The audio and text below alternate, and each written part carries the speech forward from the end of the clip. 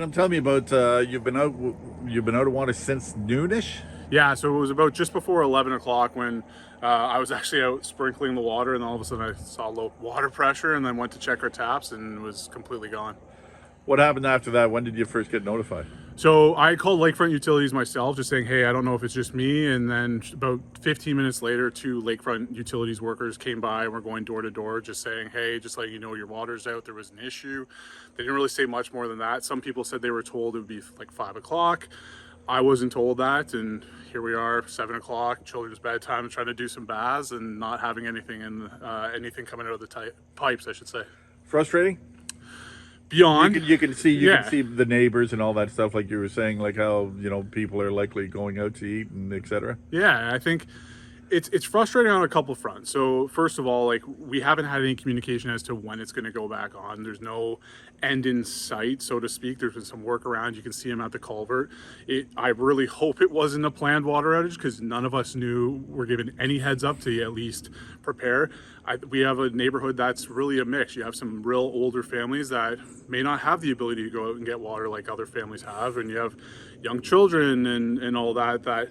It's been a little frustrating. I would say I will be talking to Lakefront in the town and just asking why the company didn't provide water, why there was no notification as to even an ETA, and since 11 o'clock we know nothing. So you don't really know when it's going to come back, and that's the frustrating thing. You see a thing across the road. I don't even know what it is. You don't know what it is, but it's hooked up to the hydrant. No, it's hooked up to the hydrant. I don't know if they're flushing the lines. Who knows? I'm above my pay grade. Just sort of, even though it's water, you're kind of in the dark about this.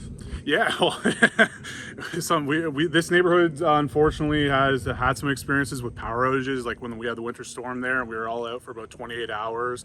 So luckily we have a good group of neighbors that care for each other. Actually, our neighbor ran out and grabbed some water for us, so we were lucky that way. We have a really good community, but we are unfortunately a little too used to this, and it goes even back to the construction. Like, pedestrians aren't able to use it, as you've reported on, Pete. Like, they can't even add 20 seconds to the signals to give pedestrians that extra little bit of time to allow people to exit the neighborhood. So I would say between that and then now this, there's a lot of upset residents for sure. Last question, and just to focus on that, I don't think I've ever seen anywhere where you've only got one way in and one way out, and yet pedestrians aren't allowed to access it. Yeah, and that goes back to when this was first developed, right? And so we actually were trying to protect the forest, and that was one of the ways that would have gone in for a second entrance. So it's a double-edged sword, I guess, in some ways. But you're right. Like, there should have been alternatives that have been given. I know there's been multiple calls into the town, like trying to plead with them to come up with solutions, and people still do it. But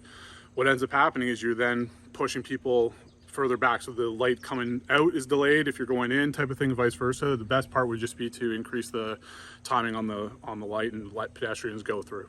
Beautiful. Thank you very much, and good luck. Thanks, Pete.